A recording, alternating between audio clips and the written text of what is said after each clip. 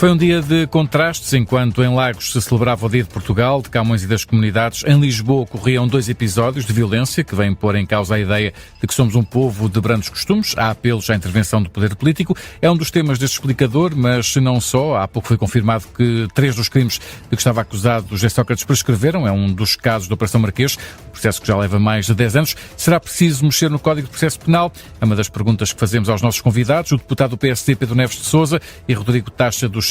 Convidámos também o PS para participar, mas nenhum dos deputados contactados manifestou disponibilidade. Avançamos então para a conversa moderada pelo Judite França e pelo Miguel Videira. Rodrigo Taxa, o Chega também define como objetivo diminuir o tempo de duração dos processos judiciais. O fim dos chamados megaprocessos é a medida mais importante para atingir esta meta? Ora, Miguel, antes de mais, boa tarde, cumprimentar também o Judite e o Pedro, que volto a ouvir com agrado, e cumprimentar todos os que nos ouvem.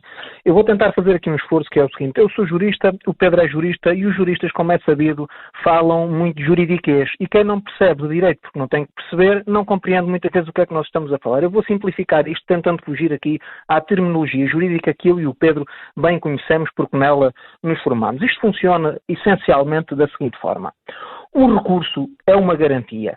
E o recurso judicial visa, é um facto, essencialmente, quando se considera que assim tenha acontecido, corrigir erros processuais ou, digamos assim, solicitar a uma outra entidade que reanalise aquela que foi a decisão anterior.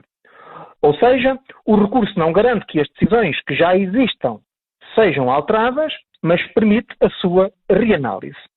Ora, não há dúvida nenhuma que demasiados recursos geram demasiada morosidade. E depois temos outro problema que se liga à morosidade que provém de demasiados recursos, que são os chamados incidentes processuais. A articulação entre contínuos incidentes processuais e demasiados recursos gera aquilo a que eu chamo a via verde para a gatonagem. E sim, não há como fugir a este tema.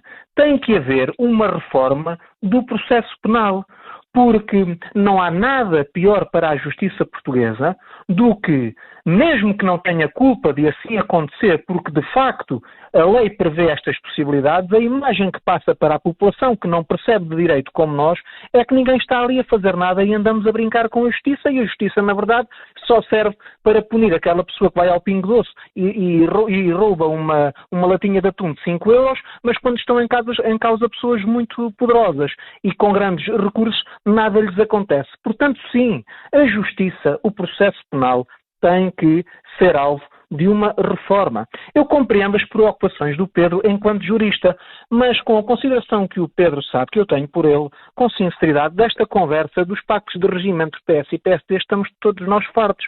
Porque foi esta conversa dos pactos de regime entre PS e PSD que, tal como o Pedro disse, sempre falam em reformas jurídicas, mas essas reformas depois acabam todas por parir um rato. É esse o objetivo. É que fala-se em reforma e fica tudo na mesma. Eu queria deixar este dado, não sei se as pessoas têm noção, para ilustrar aquilo que estou a procurar explicar. Naturalmente, repito, com muita simplicidade, porque se recorresse aos termos jurídicos muitas pessoas não me perceberiam, mas não é isso que eu aqui quero. Quero que me compreendam. A última vez que eu fiz um levantamento sobre esta matéria, a defesa de José Sócrates já tinha interposto 130 recursos e incidentes, 24 reclamações, 23 pedidos de escusa de juízes.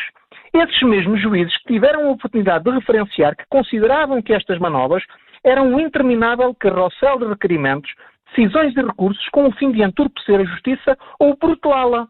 E, portanto, meus amigos, não há aqui mais espaço para falinhas mansas.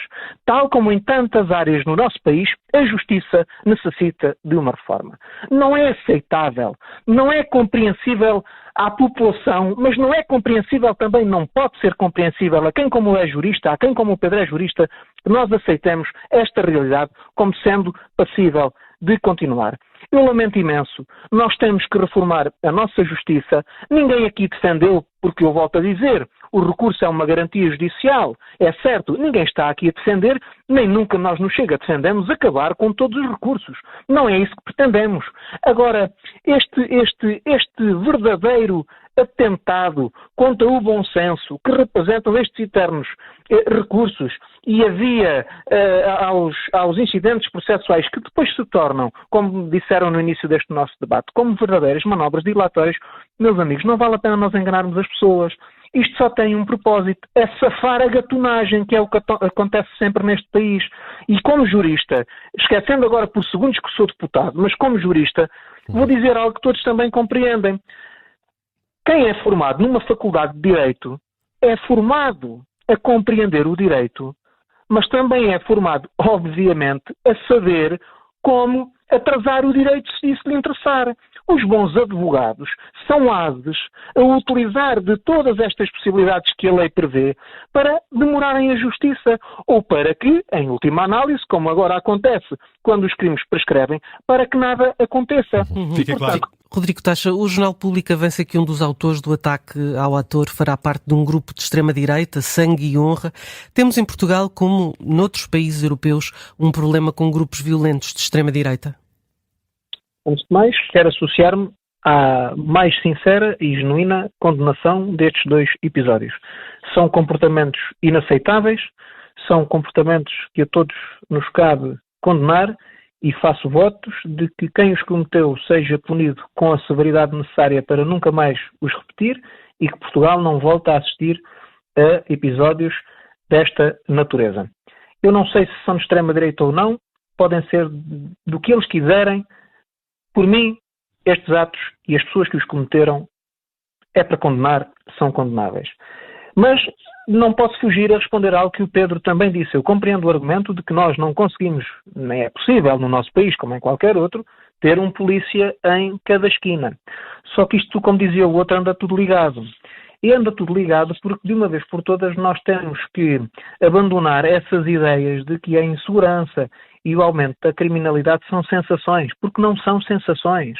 O nosso país está a mergulhar a olhos vistos numa realidade de insegurança. Eu compreendo quando o Pedro diz que mesmo que esteja um polícia a cada esquina, isso não impede por si só que uma qualquer pessoa se lembre e faça um disparate.